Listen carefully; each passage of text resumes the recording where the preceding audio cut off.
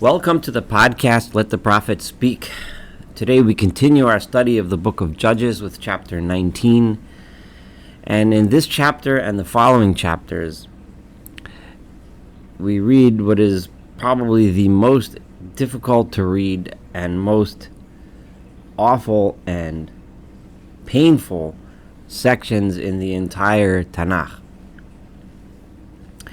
And I just want to point out that the similarities between the descent into immorality and injustice and murderous and idolatrous and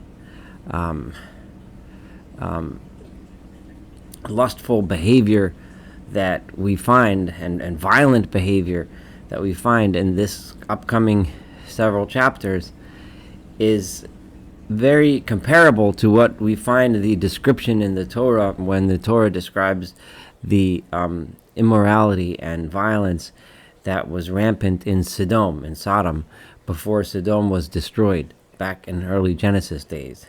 And it's not for no reason that these comparisons can be drawn. But if we remember, what we just read about was the story of the pesel, of the idol of Micah, and the murderousness of the tribe of Dan, and how they wiped out an innocent group of people, and how they completely neglected and misunderstood their mission on this world as of ethical monotheism, the mission of worshiping God through living a moral and just life. What we're going to read about here in chapter 19 is a further descent into something even worse. And it's important for us to know that this is here for a reason. This is here so that when we look back at our origins as a Jewish people, or as people in general, we look back and see the descent to immorality, that it's possible for us, for our ancestors. It's important for us to not be so proud, to humble ourselves, to recognize just how bad it can get if we're not careful and if we don't make sure to create a just society. And the lesson being that the Torah, when lived the way it's supposed to be lived, will lead to a just, kind, empathetic society, the kind of society that was described in the books of Isaiah, the books of Amos, the books of Micah, the latter prophets who talked about peace in the world and justice and kindness and so on. But without the proper leadership, this is what without the people getting together and living the way they should, this is what we can end up with. This is how far and how bad it can get. So as painful as it is, it's still an important part of Torah for us to learn. So here goes. Vayhi bayomim hahem, it was in those days, this is verse 1, Umelach ein b'Yisrael, there was no king in Israel. Again, it reminds us that the reason for the descent into such immorality was because there was no proper leadership. Unfortunately, we find later that even once there was a king, then at many times the king becomes corrupt and leads the people into. So in the beginning, it seems like not having a king was the problem. But as we go farther on in the Bible and history, we find out that a king isn't necessarily the answer to the problem either. And the answer to the problem is for the people, for everyone, to turn back to God. But at this point, it seems that it's the lack of a king. So Vayhi ish Levi, there was a man, a Levite, a Levi, Garbi Arkesei Har Ephraim, who was living in the edges of the mountainous region of Ephraim. So a lot of action seems to happen in Ephraim. As we know, the land of Ephraim was the alternate major tribe to Judah. And remember that the Levite, who was the priest at Micah's idol that we just read about in the last two chapters, was also in the land of Ephraim. Vayikach lo isha pilegesh, and he took for himself a wife, as a woman, as a concubine, mi Beit Lechem Yehuda, from Bethlehem, which was in Judah. Now, a concubine is we already get the sense of problem number one. So he took one of his fellow Israelite women as a concubine, which is a wife that is not really a full wife, and she's already in those days living a more subservient status, and for whatever reason, she or her family, more likely agreed to have her be a pilegesh, a concubine to this other man. Vatizne alav pilagsho, and this language vatizne of zenut often refers to the concubine rebelled by an adulterous relationship. But if here it doesn't seem to mean that. Vatizna alav pilagsho, which means she turned away from him. She left him. She left his house.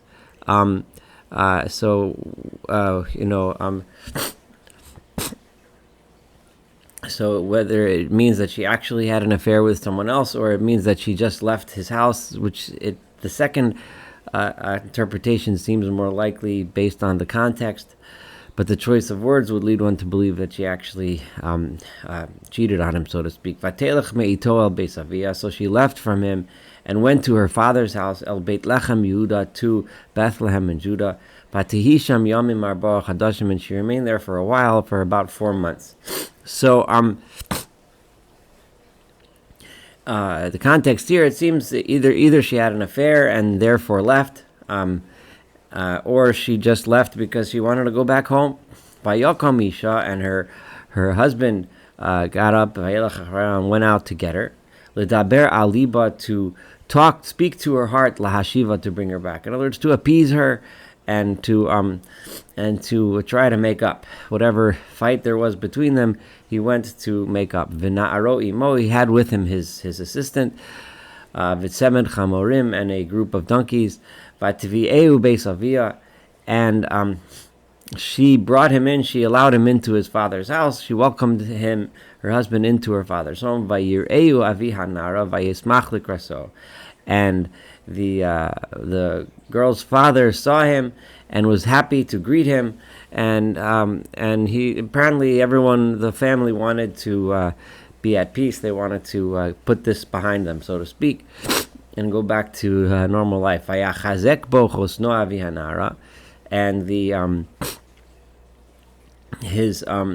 girl's father, his father-in-law, encouraged him, or pushed him, or not pushed him literally, but pressed him. Vayesha vito shlosh yamim. He said he wanted him to stay with us. They stayed with him for 3 days. Vayochu, and they ate. Vayishtu, and they drank. Vayalinu sham, and they slept there at the father-in-law's home. Vayiba yom ravi, it was on the 4th day. Vayashkimu vaboker, and they wake up in the morning. Vayokom lolechet, and he gets up to go. All right, now it's time to go back home. Vayom ravi anar al chasano, so ad libcha pas lechem biachar telechu. So the father-in-law said to his son-in-law, "No, stay, eat some more, have some bread, and leave later." Vayeshu v'yochel shneim yachta, vayishtu, and they sat and they ate again some more, and they drank. Vayomer avi hanar el ish ho'el navalin v'yitav libecha. Why don't you agree to stay and sleep over again, and you'll have a good time. We're enjoying this time together. Everyone's happy. Just stick around. Don't go home yet. It seems the relationship between the father and the son-in-law seems to be very a very congenial, nice relationship. We're not hearing anything from the girl herself, but that's kind of typical for the times.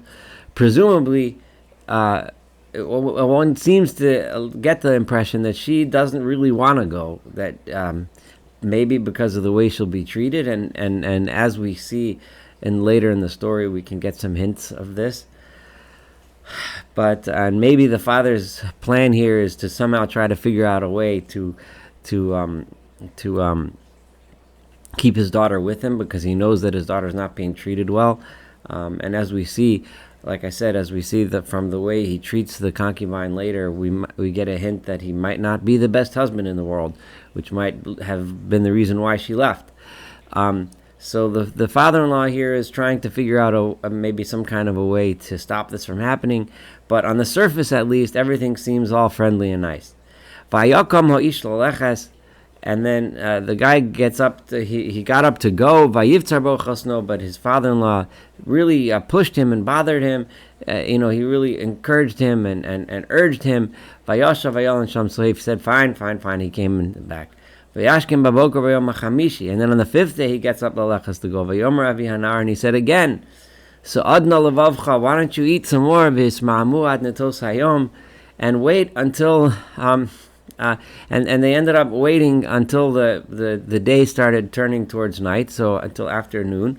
Vayochlu shneim, and they ate together again. So again, he tried to encourage him to stay. All of this encouragement to stay, number one, is important because it explains why they left in the middle or towards the end of the day, which is going to be important for the storyline. But it also gives us the impression that the relationship between husband and wife, in this case concubine, was not exactly 100%, which is problem number one. We have a marriage in which most likely she was suffering some form of abuse, which was the reason why she went back to her father's house in the first place. This isn't detailed, but this is kind of seems like an underlying theme here that's important to the story. So finally, Vayakam Moish Lalechas, I'm at verse 9. The guy gets up to go. Hu Pilak Sho, he and his concubine Vina'aro and his assistant Vayomer Lo Chosno Avi Anara, and his father-in-law, the girl's father, says to him, Hinei Nora Fohayom La'arov. Look, the day, it's going to be evening time soon. Linuna, please stay again, sleep tonight. Hinei Chanos Hayom. The day is going away. Linpo, stay again. Vayitav levavcha, and then you'll be happy. You'll have a good time. Vishkamtem machar ladarkachem, and tomorrow in the morning you can get up early and valachta la'alecha and go travel home. But this was enough already. He didn't want to stay this time. He wanted to go. Vayakam vayelech, and he gets up and he goes. Vayavo ad nochach Yevus, and he started traveling towards the town of Yevus, Yerushalayim, which is the same town which is as Jerusalem. As we know, at this time in history, the city of Jerusalem was called Yevus or Jebus, and it was still inhabited by Jebusites. It wasn't until the time of King David that it was conquered from the Jebusites. Imo semed chamorim chavushim ufilak shayimon. And with him he had his donkeys that were loaded up with his things, plus his concubine with him, and they set off towards Jerusalem from Bethlehem. Heim im Yevus, and the travel from Jerusalem to Bethlehem is not that long, maybe a couple of hours by donkey. And when they were approaching Yevus, v'hayom rad mod, and it was getting dark, it was near the end of the day, v'yomer hanar al adonav, and the assistant says to his master, l'chanav v'nasura el ir hayevusi hazos v'nalinbo, let's go and turn into this Jebusite city, and let's sleep there. We need a place to stay the night, so let's stay there. Vayomer elav adonav, and his master said to him, Lo nasur el ir nachri. Let's not go to this city of foreigners, of people that shalom ibnei Israel heina, that are not people of Israel. V'yavarnu ad Givah. Let's keep traveling until we get to the town of Givah. Now, Givah, which is in the tribe of Benjaminite territory. So they did not. The irony of this all is that had they went to the town of the Nachrim, the town of the non-Israelites, who knows? Maybe they would have had a peaceful night's sleep. But they did not want to go to the foreigners' town. They wanted to go to the town of their fellow Israelites, presumably assuming that they would get better treatment. And they ended up with what's about to happen. Vayomer le'na'aro, and so he says to his assistant, L'cha v'nikrava bi'achar ha'mikamos, let us keep going, let us go, and we'll get soon close to one of the other cities, Vilanu, and we can sleep by Givah, either in the city of Givah, or Virama, or in the city of Rama, both of which are close by, and we can keep traveling and get there before it's nighttime. Vayavru, vayalechu, so they passed the city of Jerusalem, And they kept on going. Eventually, the sun was going down. Eitzel HaGivah, when they were near the town of Givah, Asher LeBinyamin, which was in Benjaminite territory. Vayasuru Sham, so they turned into the town of Givah. Lavo Lalun Givah, to stay in, sleep in the town of Givah. Vayavo Vayeshev Berchov, and he went and he sat down in the main town square, assuming that hopefully someone would come by and say, hey, why don't you stay with us tonight? But no one was welcoming them into their house to sleep. Here you are, I have a couple of people of Israel who are a Levite, no less. Obviously, they need a place to stay. It's getting dark, and no one is interested in inviting them in. So we problem number 2 or possibly 3. Problem 1, they had a bad relationship. She left. There's an issue with marital relationships. Problem number 2, they weren't friendly with their Jebusite neighbors. Problem number 3, no one's willing to bring in guests. No one is acting hospitably as people should, especially to their brethren. Verse 16, there was an older man who was coming from his work out in the fields at night. He was coming back late. As everyone else was almost home, there's one guy coming in really late. Ephraim, it happened to be a person who was from the mountainous region of Ephraim. However, even though he was an Ephraim person, who gar Givah, he lived in the town of Givah. Even though the people of the place were Benjaminites. So he was a bit of a foreigner himself. And you'll understand the parallels even more as we go through the story. But if you remember, in Sodom, when they were visited by the 3 angels, the 3 messengers of God, Lot was a foreigner in Sodom, and they stayed by Lot. So the local people were very inhospitable, but it was someone who was from a different tribe who happened to live there. He was the one who came by Vayisa Einav, and he raised his eyes, Vayares Aish HaOreach Borchov V'ir, and he saw the man who was the guest, the potential guest who was waiting in the city square. Vayomer Ish HaZaken, and the elderly man said, Ana Telech, where are you going? Where are you from? Hey, what's going on? Where are you from? What's going on? What's with you? Vayomer Elav. So he answered him, Over Manachnu Beit Lachem Yehuda, we are traveling from Bethlehem in Judah. Ad Yakseh Ephraim, we're traveling to the edges of the Ephraim hill territory. Misham Anochi, because that's where I'm from. I'm from Ephraim. Va'elech ad Beit Lachem Yehuda, and I traveled all the way to Bethlehem in Judah. V'ed Beit Adonai ani holech, and I am on my way to the house of God. I'm going to make a stop at Shiloh, which is where the tabernacle was at the time. Remember, it was not yet in Jerusalem at this time. It was still in Shiloh. So I'm on my way to pray at the temple. Ve'ein ishma asefoti habaita, but no one is letting me in. No one is putting me up. I have no place to stay as a guest. Now, this is the first we hear of his intention to go to the temple, to the tabernacle. It's possible he said this simply because he wanted to sound good. He wanted to make it more likely that someone would take him in, or it's possible that he really was planning on going. That's unclear. But either way, that's what he says. V'gam teven gam mispo yesh lacha morenu. We have food for the donkeys, so you don't even need to feed us, right? V'gam lechem v'yayin yesh li. I have bread, I have wine, we got food, masecha, and we can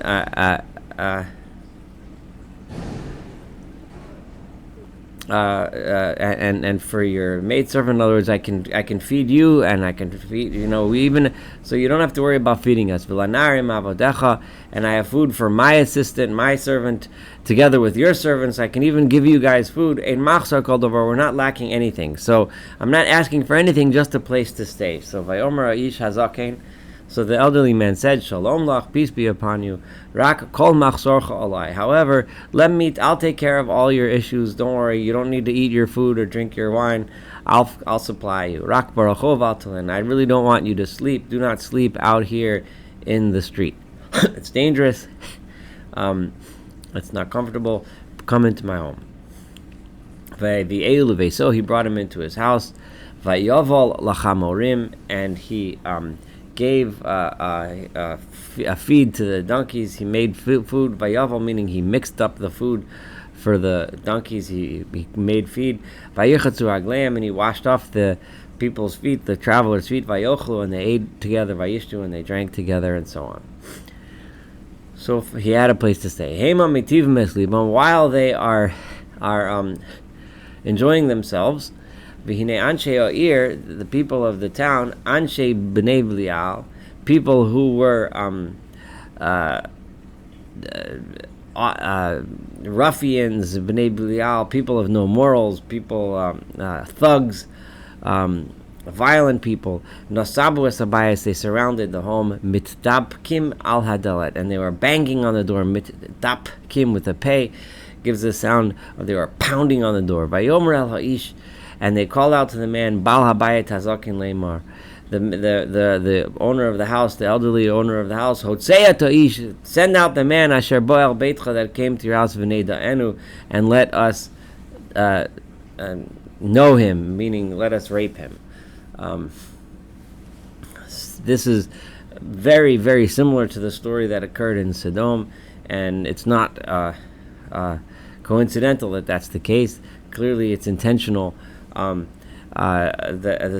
parallel of the two stories is being played out for us for a reason, to say just how bad. When we use Sodom as the example of the ultimate evil, as the ultimate moral depravity, now we see here the same thing. Now this man, this elderly man, who so far seems like a nice guy, soon it starts to get a little questionable. Similar to Lot, who seemed like a nice guy and then started to get a little questionable, because as follows: Vayetzei aleim ish balabayit. The man, the owner of the house, goes out to talk to these thugs. Vayomer aleim, and he said to them, Al achai al toreuna.